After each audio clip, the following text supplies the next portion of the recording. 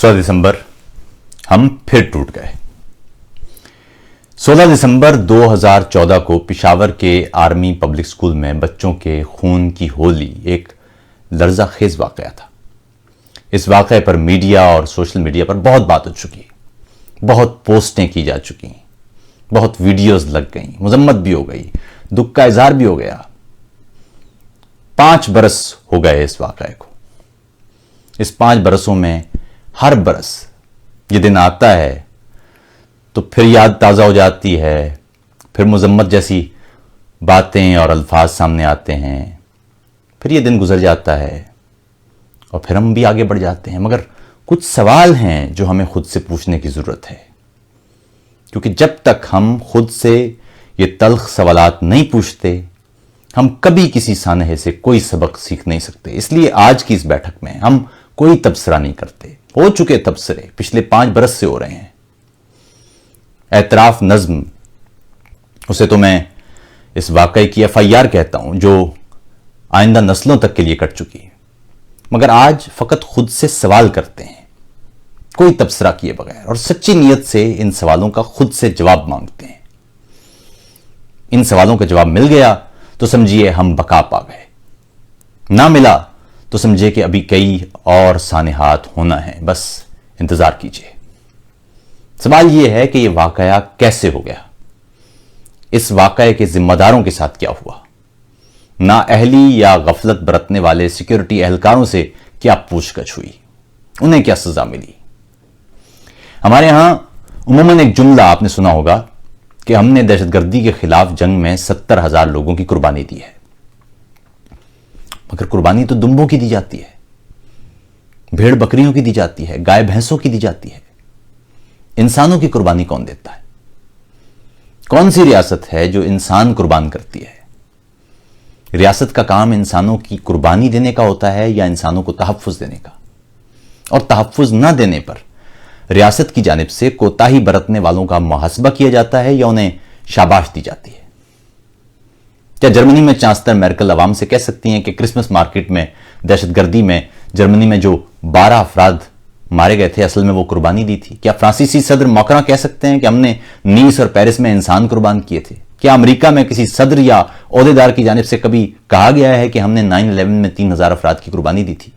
क्या किसी भी मुहज़्ज़ब या बावकार मुल्क का सरबराह ऐसे वाक़े की जिम्मेदारी लेने की बजाय और अवाम के साथ जा खड़े होने की बजाय, उन्हें इंसाफ और तहफ़्फ़ुज़ का एहसास देने की बजाय फ़कत यह कहकर बच सकता है कि फ़लाँ मुल्क से दहशतगर्द आकर हमें खून में नहलाकर चले गए थे, इसलिए हम बरी ज़िम्मा हो चुके हैं?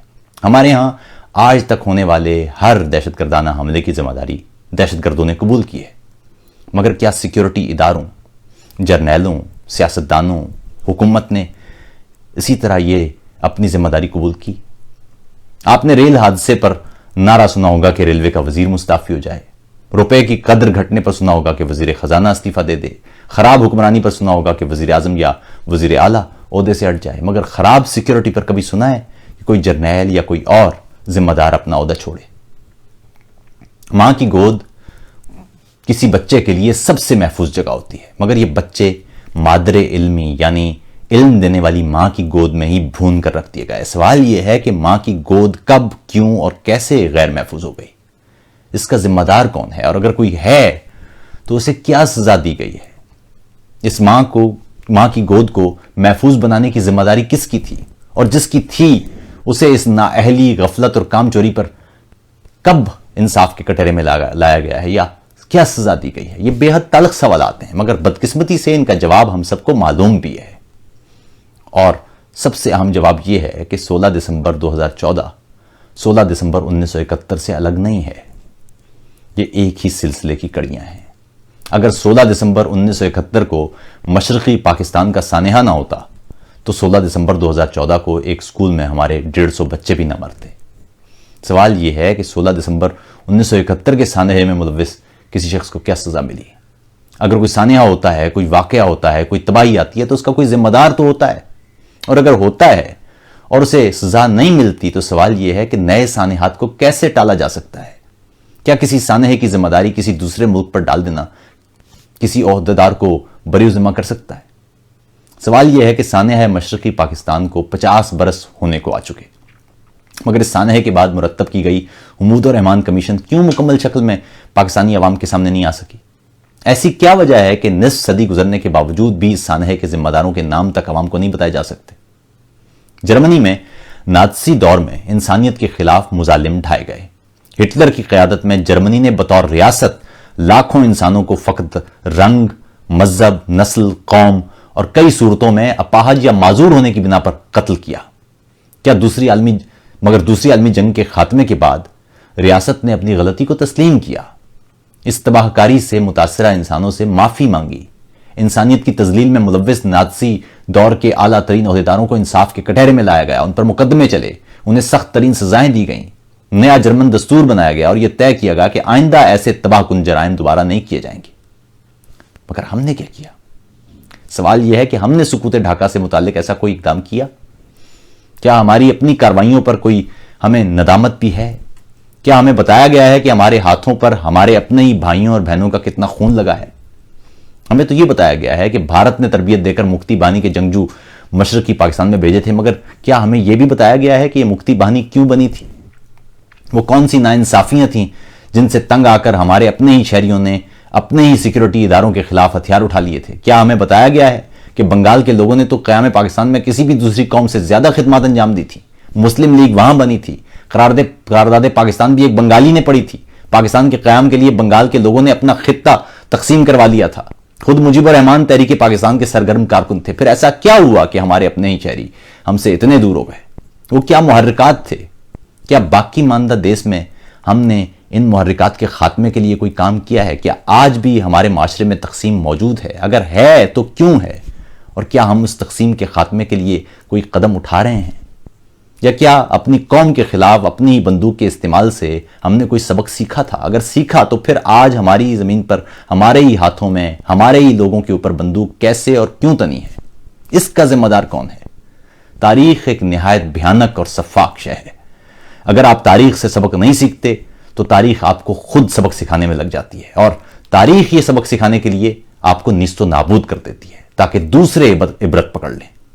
میں نے یہ تمام سوالات جب خود سے کیے، ان کا فقط ایک جواب میرے سامنے آیا، اور وہ یہ تھا کہ ہم نے تاریخ سے کوئی سبق نہیں سیکھا۔ ہم نے معاشرے میں کبھی مکالمت، علمی گفتگو، تفہیم، دور اندیشی اور مختلف قوموں کے درمیان پل بنا کر انہیں ایک دوسرے کے قریب لانے کی کوشش نہیں کی۔ ہم نے بار بار لوگوں کو شکست دینے کی کوشش تو کی، مگر کبھی انہیں فتح نہیں کیا، ان کے دل فتح کرنے کی صحیح نہیں کی۔ ہم نے طاقت کے زور پر لوگوں کو ایک پرچم تلے جمع رکھنے کے لیے تو اقدامات کیے، مگر کبھی نہیں چاہا کہ لوگ محبت کی ڈور سے اس پرچم تلے ایک دوسرے میں ضم ہو جائیں۔ ہم نے صحت، تعلیم، انصاف، معیار زندگی، سہولیات اور انسانی ترقی کے شعبوں میں کبھی سنجیدگی سے کام نہیں کیا۔ ہمارے ہاں اوپر بیٹھے کچھ لوگ اپنی جیبیں تو بھرتے رہے، مگر ہم نے کبھی اس استحصال زدہ معاشرے میں عام افراد کو ان کے حقوق کی پہچان، ان کی آزادی کے اصل معنی، ان کی عزت اور تکریم کے لیے کوئی ٹھوس اقدامات نہیں کیے۔ ہمیں اپنے جرائم سے نظریں چرانے اور ذمہ داری نہ لینے کے لیے بین الاقوامی سازش، دشمن ممالک اور وسیع تر قومی مفادات جیسے جملے تو فروغ کر دیے گئے، مگر کبھی سچی نیت سے عوام کو جواب دہ ہونا نہیں آیا۔ آرمی پبلک سکول کے واقعے میں جان دینے والے یہ بچے ہم سے یہ سوال پوچھتے رہیں گے کہ ہماری موت نے آپ کی زندگیوں میں کیا تبدیلی پیدا کی؟ ان بچوں کے ماں باپ ہم سے سوال کرتے رہیں گے کہ کیا آپ کے بچے محفوظ ہیں؟ کیا دہشت گرد افغانستان سے آئے تھے اور ہماری سرزمین پر آگ اور خون کی ہولی کھیلنے میں کامیاب ہو گئے تھے؟ یا یہ والا جملہ، یہ کیا ابھی اور بھی سنائی دینا ہے؟